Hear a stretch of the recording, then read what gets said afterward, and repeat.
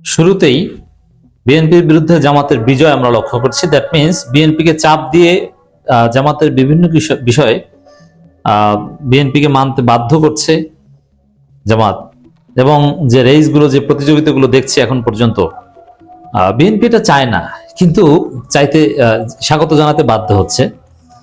এটা হচ্ছে জামাতের একটা অর্জন, যে বিরোধী দল হিসাবে চাপ দিয়ে সরকারকে লাইনে আনা কতটা যায় এটা জামাত দেখিয়ে দিচ্ছে। অসাধারণ ঘটনা কিন্তু রাজনীতিতে শুরু হয়ে গেছে। দর্শক, আপনারা জানেন, কয়েকটা বিষয় দেখাবো যেখানে বিএনপি অনিচ্ছা সত্ত্বেও জামাতকে স্বাগত জানাতে বাধ্য হয়েছে, জামাতের সিদ্ধান্তকে স্বাগত জানাতে বাধ্য হয়েছে, ওয়েলকাম করতে বাধ্য হয়েছে অনিচ্ছা সত্ত্বেও। তো দর্শক, দেখেন, জামাতের দুইটা বিষয় জামাত রাজনীতিতে ইন্ট্রোডিউস করা ঘোষণা দিয়ে রাজনীতি কার্যত বদলে দিচ্ছে। একটা হচ্ছে শ্যাডো ক্যাবিনেট, ছায়া মন্ত্রিসভা, আর একটা হচ্ছে যে জামাতের এমপিরা তারা ট্যাক্স ফ্রি গাড়ি এবং সরকারি প্লট এগুলো নেবে না। এখন দেখেন, এটা জামাতের কমিটমেন্ট ছিল। অন দি আদার হ্যান্ড, বিএনপির এমপিরা রাজনীতি করেই মূলত অনেক এই উদ্দেশ্যে, যে আমি ট্যাক্স ফ্রি গাড়ি পাবো, আমি সরকারি প্লট পাবো, এই ইনকাম করতে পারবো, সেই ইনকাম করতে পারবো। এটা হচ্ছে তাদের অন্যতম একটা উদ্দেশ্য রাজনীতি করার, যার ফলে তারা হাজার হাজার কোটি টাকা খরচ করে তারপরে এমপি হয়। এক একজনে এমপি হয়ে এই সুবিধাগুলো নেব, চাঁদাবাজি, এটা তো আছেই লক্ষ্য উদ্দেশ্য। সেখানে জামাত যেহেতু ঘোষণা দিয়েছে যে না, আমরা এই প্লট সুবিধা এবং ট্যাক্স ফ্রি গাড়ি এটা নিব না, এমপি জনগণের সহায়তা করবে, সে রাষ্ট্রীয় এভাবে সুবিধা নেবে কেন, যেটা সাধারণ জনগণ পায় না? এটা শাসকরা এটা নিতে পারে না। জামাতের ঘোষণার পর বিএনপি এখন বলছে না, আমরাও ট্যাক্স ফ্রি গাড়ি নিব না, আমরাও সরকারি প্লট নিব না। মজা না? এর মানে জামাতের লাইনে আসতে বাধ্য হচ্ছে বিএনপি। কিভাবে? এটা অনিবার্য ছিল যে জামাত বলছে আমরা নিব না, এখন যদি বিএনপি নেয়, মানুষ বিএনপি গালি দিবে, তোরা তো লোভী। তো এই জন্যে বিরোধী দল হিসেবে জামাত, আমি যেটা আগেই বলেছিলাম যে জামাত বাংলাদেশ বদলে দিবে, বিএনপিকে বদলে দিচ্ছে। দেখলেন তো কিভাবে বিএনপি এর আগে একবারও বলেছিল যে আমরা এটা করবো, ট্যাক্স ফ্রি গাড়ি নিব না, সরকারি প্লট নিব না, বলে নেই। কিন্তু এখন জামাতের কারণে তারা বলতে বাধ্য হচ্ছে, নইলে অবস্থা খারাপ। মজার বিষয়। এরপরে ছায়া মন্ত্রিসভা, শ্যাডো ক্যাবিনেট, এগুলো বিএনপির জন্য বিব্রতকর। কারণ বিএনপি যেসব আকাম টাকাম করবে করে চিন্তা করেছিল, এখন তো কিছুই করা যাবে না। ছায়া মন্ত্রিসভা 12টা বাজিয়ে দিবে তাদের। এবং জামাতের নির্বাচনী প্রচারণা তাহলে সংসদের প্রথম দিন থেকেই শুরু, কারণ তারা ছায়া মন্ত্রিসভা নিয়ে কাজ করবে। ছায়া মন্ত্রিসভার একটা অবজেক্টিভ হচ্ছে নির্বাচনী প্রচারণা, নিজেদেরকে যোগ্য হিসেবে প্রমাণ করা, অল্টারনেটিভ উইজডম সাবমিট করা, জাতির সামনে উপস্থাপন করা, সরকারের ত্রুটির বিপরীতে পলিসি, অল্টারনেটিভ পলিসি ডিক্লেয়ার করা, জাতিকে জানানো, সরকারকে চাপ দেওয়া। এটা বিএনপির জন্য ডেফিনেটলি বিব্রতকর। কিন্তু বিএনপির অনেক নেতা বলেছে না না, আমরা এটাকে স্বাগত জানাই। যেমন ছায়া মন্ত্রিসভা গঠনের সিদ্ধান্তকে বিএনপি স্বাগত জানায়। সালাউদ্দিন আহমেদ স্বাগত জানান না, এটা আমরা জানি, বরং বাধ্য হয়ে এখন স্বাগত জানানোর কথা বলছেন। এটা পরিস্থিতি আপনাদেরকে এই পথে এনেছে। It's true. তো দর্শক, এভাবে এই প্লট কিংবা ট্যাক্স ফ্রি গাড়ি এবং ছায়া মন্ত্রিসভা, এগুলো বিএনপি ওয়েলকাম করতে বাধ্য হচ্ছে। সামনে আরো একটা মজার জিনিস দেখুন, এই যে দুইটা শপথ হয়েছে, বিএনপির এমপিরা সংবিধান সংস্কার পরিষদের শপথ নেয়নি, যেটা সুস্পষ্ট জুলাই সনদের সাথে গাদ্দারি। আর কারণ জুলাই সনদে স্পষ্ট উল্লেখ আছে দুইটা শপথ নেবে, এবং আলী রিয়াজরা সংবাদ সম্মেলন করে স্পষ্ট বলেছেন, এবং সরকার দুইটা শপথই পড়িয়েছে, বিএনপি নেয়নি, জামাত জোট নিয়েছে। অতএব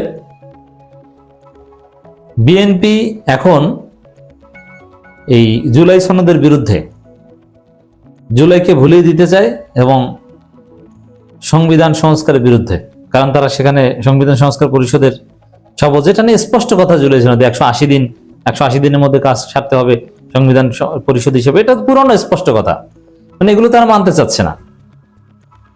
এতে এই যে তারা মানতে চাচ্ছে না, এটা নিয়ে জটিলতা তৈরি হবে।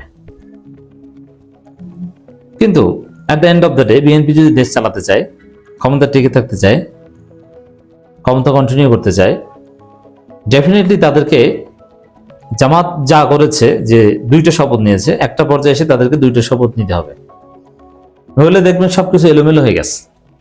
রাজনীতির হিসাব নিকাশ মেকানিজম সব এলোমেলো। এখানেও বিএনপি বাধ্য হবে, তা জামাত বিএনপিকে বাধ্য করছে। ছায়া মন্ত্রিসভা গঠনের সিদ্ধান্তকে বিএনপি স্বাগত জানায়। এটা তো বাধ্য হয়ে স্বাগত জানাচ্ছেন, বুঝি না। বিরোধী দলের ছায়া মন্ত্রিসভা গঠনের সিদ্ধান্তকে বিএনপি স্বাগত জানায় বলে জানিয়েছেন দলটির স্থায়ী কমিটির সদস্য সালাউদ্দিন আহমেদ। বিএনপির গুলশান কার্যালয়ের সামনে সাংবাদিকদের সঙ্গে আলাপ করে তিনি একথা জানান। তো এরকম সামনে আরো অনেক কিছু কি স্বাগত জানাবেন আপনারা? এখন আপনারা করছেন স্বাগত জানাতে বাধ্য হবেন।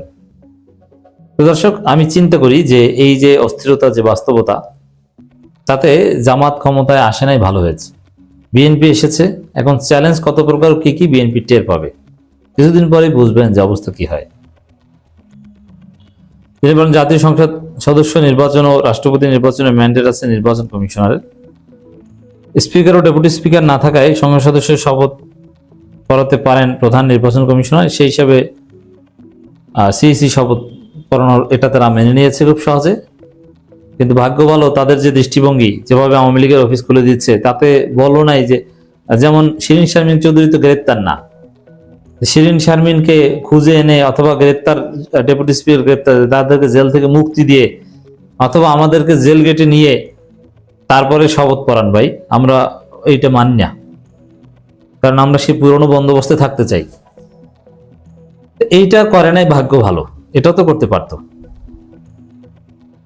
সংস্কার পরিষদের শপথ নিয়ে জটিলতা তৈরি করেছে, এটা আগেই বলেছিল, কিন্তু এটা সুস্পষ্টভাবে জুলাই সনদের সাথে গাদ্দারি।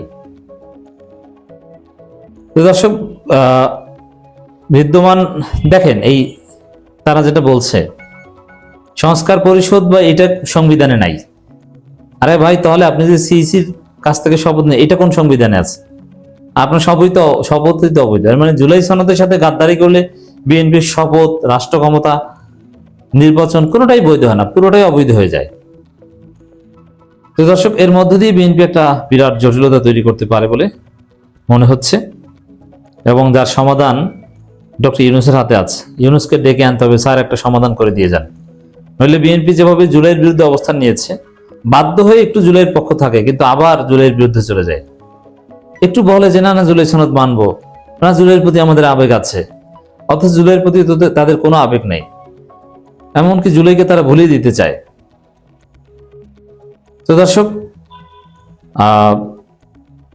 বিএনপি এরকম বাধ্য হয়ে এক একটা বিষয়ে মানছে, কিন্তু একটু জল ঘোলা করে খায়, কিন্তু একটু জল ঘোলা করে খায়। তো এরকম সংবিধান সংস্কার পরিষদের শপথ নিবে, কিন্তু একটু জল ঘোলা করে নিবে। কিন্তু এই ছায়া মন্ত্রিসভার বিষয়টা কিন্তু অ্যাপ্রিসিয়েট করতে বাধ্য হয়েছে। এভাবেই জামাতে সবকিছু অনুসরণ করতে বাধ্য হবে বিএনপি।